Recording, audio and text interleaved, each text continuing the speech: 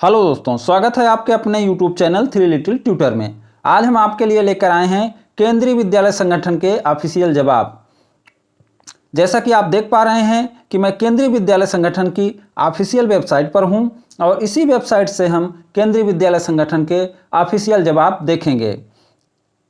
जो प्रश्न आप लोग बार बार पूछते रहते हो, केंद्रीय विद्यालय संगठन ने उसका ऑफिशियल जवाब दिया है। तो चलिए वीडियो स्टार्ट करते हैं और देख लेते हैं कि केंद्रीय विद्यालय संगठन ने आपके प्रश्नों का क्या जवाब दिया है। तो सबसे पहले हम नीचे जाएंगे तो यहाँ देखेंगे सामान्य प्रश्न हैं जिन्हें केंद्रीय विद्यालय संगठन ने अपडेट किया है। तो पहला प्रश्न है, आवेदन फॉर्म भरने के लिए मैं इस वेबसाइट का उपयोग कैसे करूं? तो इसका जवाब है, कृपया निर्देश पृष्ठ पर जाएं, उस पृष्ठ पर आवेदन फॉर्म भरने की प्रक्रिया बताया गया है।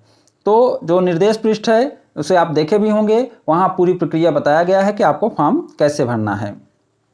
दूसरा है, यह ऑनलाइन पंजीकरण वेबसाइट किस कक्षा के लिए लागू है? तो जिस वेबसाइट पे अभी हम हैं यह केवल कक्षा 1 के लिए लागू है। यह ऑनलाइन पंजीकरण वेबसाइट केवल कक्षा 1 में प्रवेश के लिए लागू है। हम नेक्स्ट क्वेश्चन देख लेते हैं, केंद्रीय विद्यालय में प्रवेश की निर्धारित प्रक्रिया क्या है?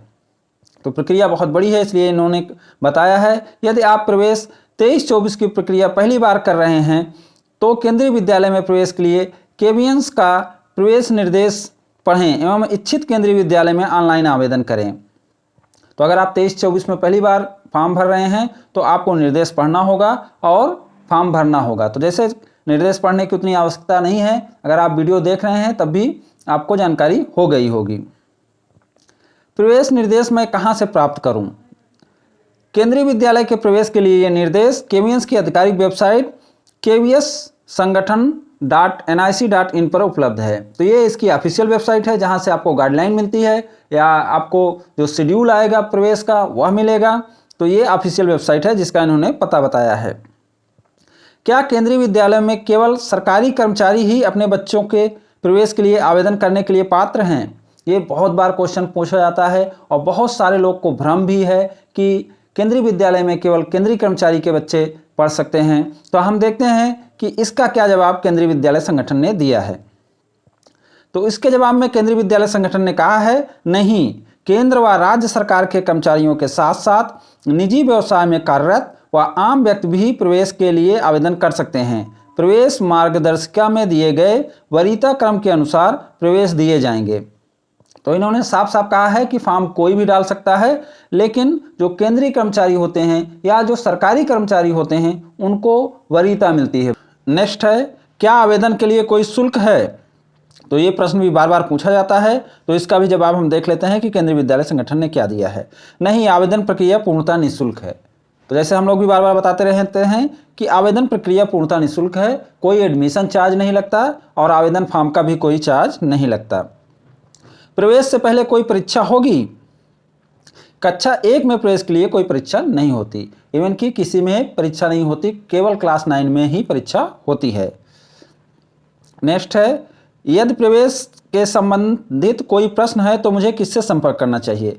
कृपया संबंधित केंद्रीय विद्यालय के प्रधानाचार्य से संपर्क करें जहां प्रवेश के लिए आवेदन किया है। बहुत सारे लोग पूछते रहते हैं, तो ज़्यादा ज़रूरी होता है कि आप उस केंद्रीय विद्यालय के प्रिंसिपल से जाकर मिलें, क्योंकि देखिए जो रूल्स हैं वो तो है ही हैं, लेकिन कुछ रूल्स ऐसे होते हैं जो कि वहाँ के प्रधानाचार्य प्रिंसिपल के ऊपर डिपेंड करते हैं कि आपको वो क्या बताएंगे, क्या डॉक्यूमेंट एक्स्ट्रा मांग लेंगे और क्या डॉक्यूमेंट नहीं रहने से भी एडमिशन ले लेंगे। जो अनिवार्य है उनको तो छोड़ दीजिए, उनको तो देना ही है। तो आपको अगर कोई भी परेशानी होती है, ज़्यादा परेशानी हो रही है, तो सबसे अच्छा है कि आप उस केंद्रीय विद्यालय के प्रिंसिपल से जाकर मिलें और अपनी समस्या उन्हें बताएं। नेक्स्ट है, कक्षा 1 में आवेदन करने के लिए बच्चे की आय सीमा क्या होनी चाहिए? ये प्रश्न भी बार बार पूछा जाता रहता है। तो जैसे कि आप लोग जानते हैं कि इसके लिए बच्चे को 6 से 8 साल होना चाहिए। तो कृपया नोट करें कि 1/4/2023 को कक्षा 1 में प्रवेश के लिए बच्चे की न्यूनतम आयु 6 वर्ष एवं अधिकतम आयु 8 वर्ष होनी चाहिए, जिसमें दिव्यांग आवेदकों को अधिकतम 2 वर्ष की छूट है। इस प्रकार दिव्यांग श्रेणी को छोड़कर प्रवेश की मांग करने वाले बच्चे की जन्मतिथि अनुमता सीमा 1/4/15 से 1/4/17 के बीच होनी चाहिए। दिव्यांग श्रेणी के अंतर्गत प्रवेश के इच्छुक बच्चे की जन्मतिथि की अनुमत सीमा 1/4/13 से 1/4/16 होनी चाहिए, 1 4 17 होनी चाहिए। नेक्स्ट है शिफ्ट 1 और शिफ्ट 2 विद्यालय का समय क्या है। जैसे कहीं कहीं 2 शिफ्ट चलता है, तो उसमें क्या होता है कि आदमी पूछता है कि जो उसका समय है वो क्या है, पहला शिफ्ट कब से चलता है, दूसरा शिफ्ट कब से चलता है। तो शिफ्ट 1 सुबह में और शिफ्ट 2 दोपहर में होगा। अधिक जानकारी के लिए कृपया कार्यालय समय के दौरान केवीएस आरओ हेल्पलाइन संपर्क करें। हेल्पलाइन से संपर्क के लिए विवरण प्रवेश पोर्टल पर हेल्प डेस्क लिंक में उपलब्ध है। तो जो फर्स्ट शिफ्ट होती है वो सुबह से होती है और जो सेकंड शिफ्ट होती है दोपहर से होती है, क्योंकि बच्चे छोटे रहते हैं तो रात का कोई शिफ्ट नहीं होता। सेकंड शिफ्ट का मतलब रात का शिफ्ट नहीं होता, उनको सूरज डूबने से पहले ही छोड़ दिया जाता है, मतलब उनकी छुट्टी हो जाती है।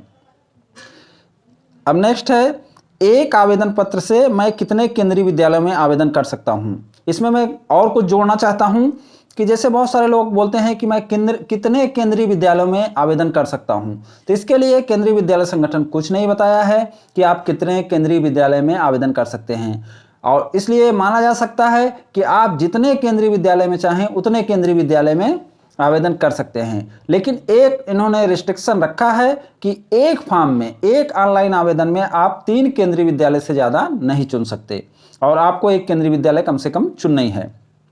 तो वही चीज़ यहाँ बताया गया है, आप आवेदन पत्र में अधिकतम 3 केंद्रीय विद्यालय के लिए आवेदन कर सकते हैं।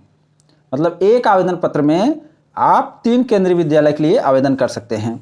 तो ये थे ऑफिशियल जवाब जिसे आपको बताना था, ताकि आपको थोड़ा संतोष मिले कि हाँ, केंद्रीय विद्यालय संगठन भी वही जवाब दे रहा है जो हम आपको बार बार बताते रहते हैं।